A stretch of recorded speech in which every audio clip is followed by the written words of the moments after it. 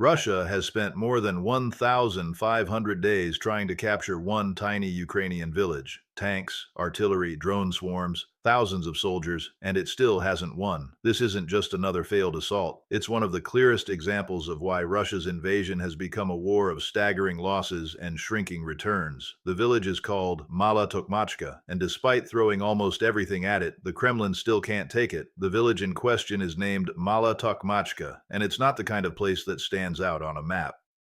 Measuring up at barely 3 square miles, 8 square kilometers, and home to a little over 3,000 people prior to the invasion, it's situated in the Polohi district in central Zaporizhzhia, about 37 miles, 60 kilometers from Zaporizhzhia city itself. It has no widely known landmarks or notable attractions. Before the war, it was best known locally for its brick factory where many residents once worked. In short, it's so much like so many of the countless other Ukrainian settlements dotted across the country, literally hundreds of which have been captured by Russian forces as the years have gone by. Yet this place, which appears so utterly unremarkable at first glance, has been compared to some of the most famous locations in military history, from Carthage to Constantinople, Leningrad, Alexandria, Troy, and Verdun. Why? Because it has proven to be almost impossible for Russia to capture and control. Tanks, shells, assault squads, and armored columns. The Kremlin's forces have thrown everything they've got at this tiny place, all to no avail. To this day, it remains in Ukraine's control. To understand how and why, we have to look back at the village's journey since the invasion began. Because it didn't take long for Mala Tokmachka to feel the fury of the Russian army. In fact, it's been close to the front lines of the fighting since the opening days of the war, when the Kremlin's forces rampaged into Zaporizhzhia and swiftly seized dozens of small towns and villages that simply weren't ready for such a large-scale assault.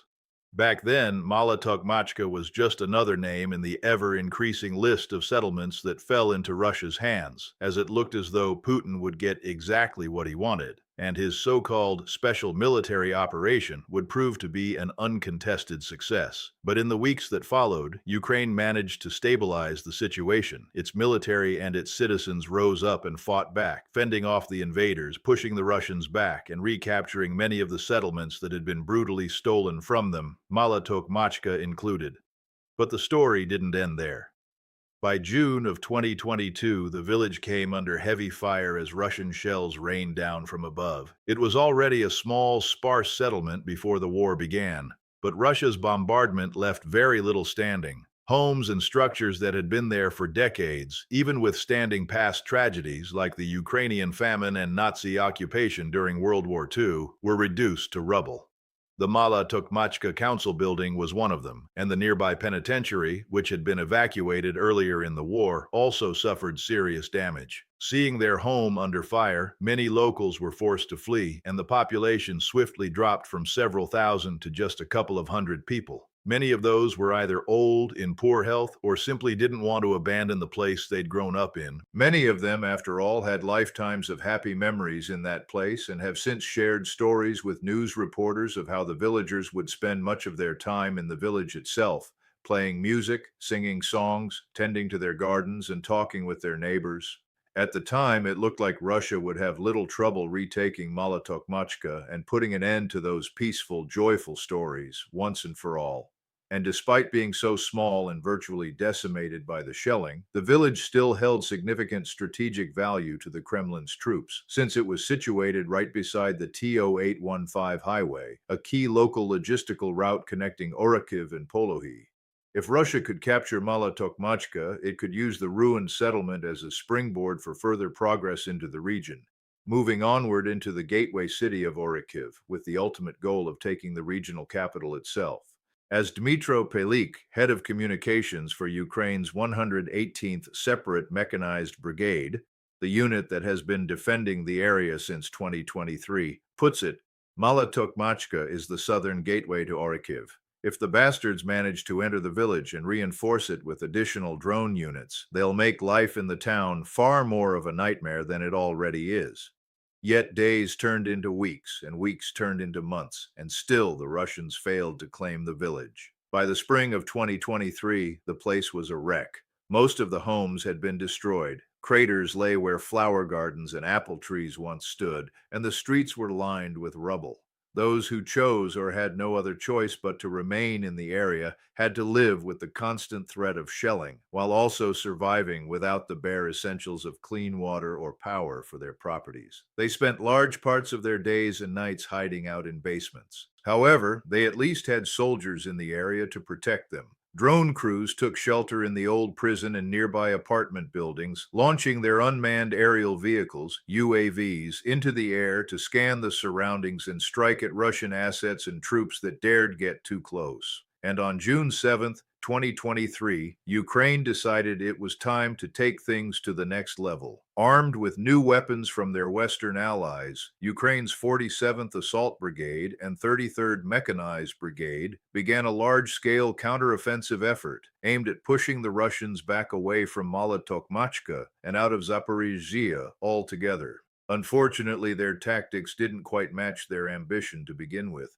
The opening effort was a disaster. An entire Ukrainian tank column came under anti-tank missile fire while trying to traverse a minefield just outside the village's limits. 25 vehicles were damaged or destroyed in total, including 5 Leopard 2 tanks, with soldiers forced to abandon their vehicles, desperately dragging themselves and their wounded comrades to safety. For 3 successive days, Ukraine tried and failed to push the Russians back, coming under heavy fire and being forced to retreat each and every time, and the scale of their loss was so severe that many military experts began to express serious doubts about Ukraine's ability to defend itself, even with Western support. However, as the last few years have proven, Ukraine has a remarkable ability to prove the doubters wrong. After the initial disappointment, its forces regrouped and shifted tactics, which soon led to much more positive results. By the latter stages of the month, Brigadier General Oleksiy Hromov stated that Ukrainian forces had regained close to 2 miles of territory in the area. It wasn't a lot,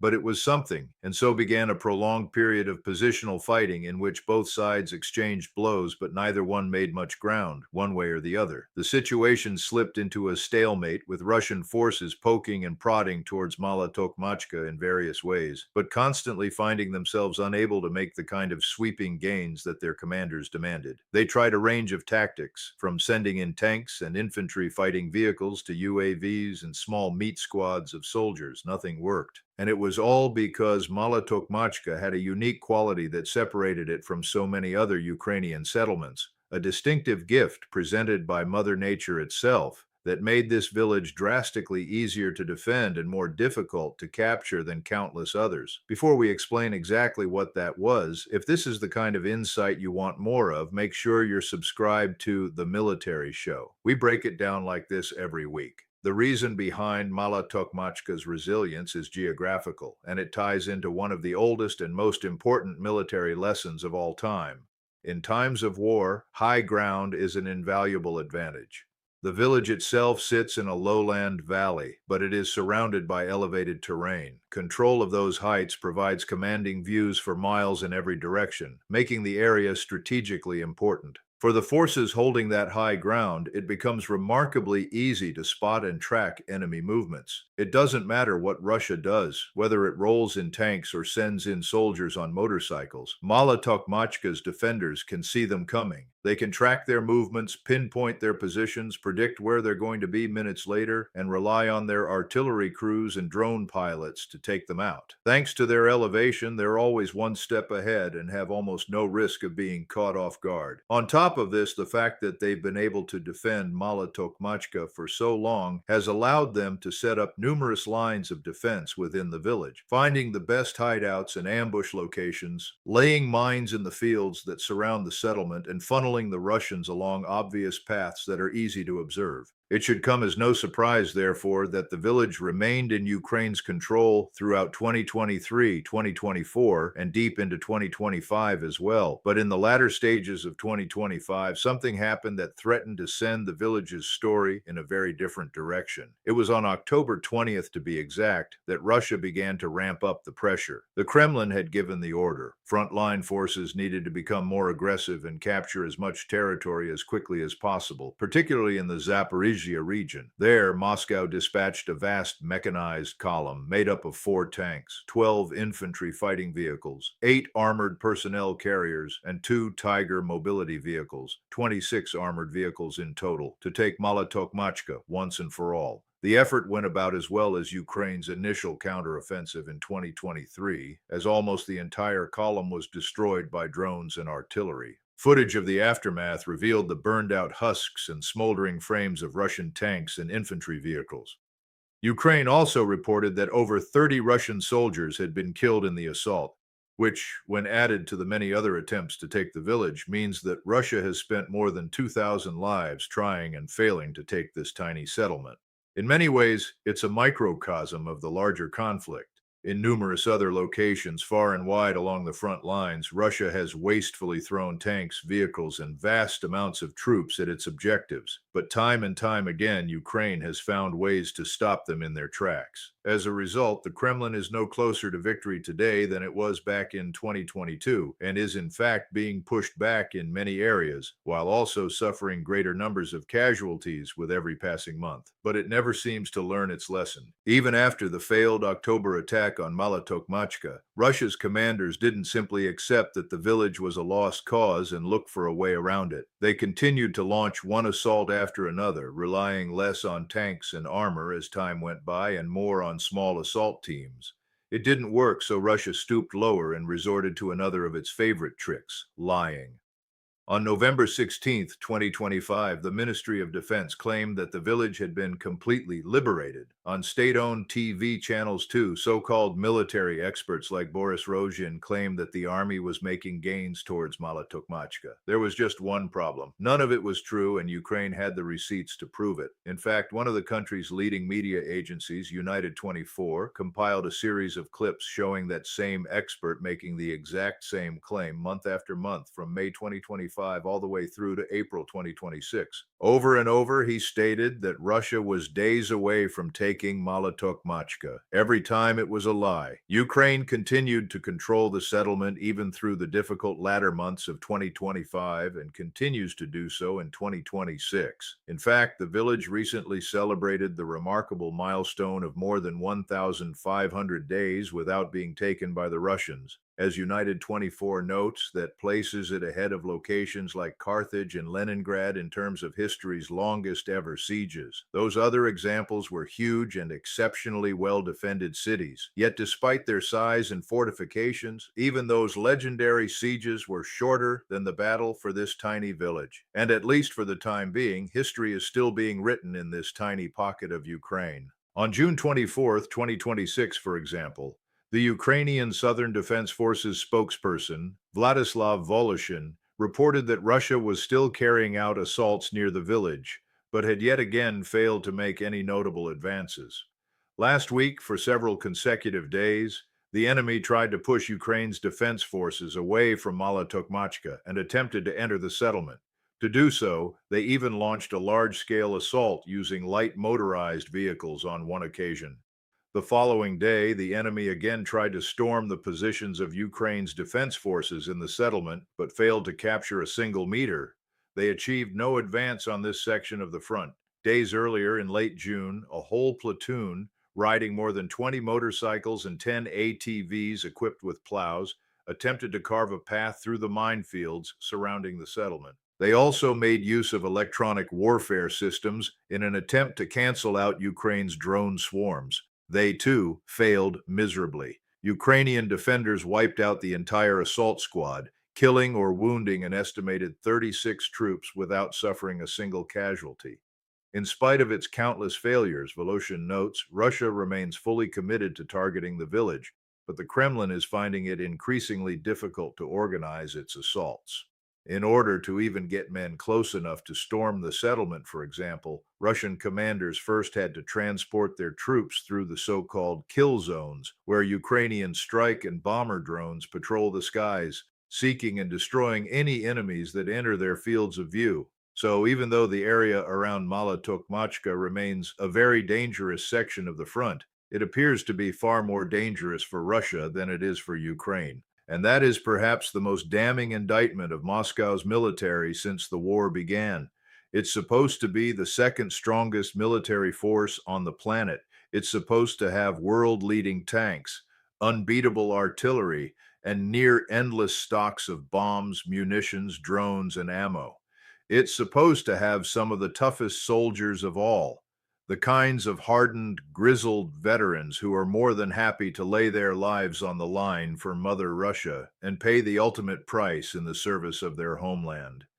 Yet it can't take Mala Tokmachka. And this is not a big city. It's not even a town. It wasn't designed to withstand a siege. It was built to provide a peaceful and pleasant home for a few thousand people. Yet it has become a veritable stronghold, spoken about in the same breath as Rome and Jerusalem. This shouldn't be happening.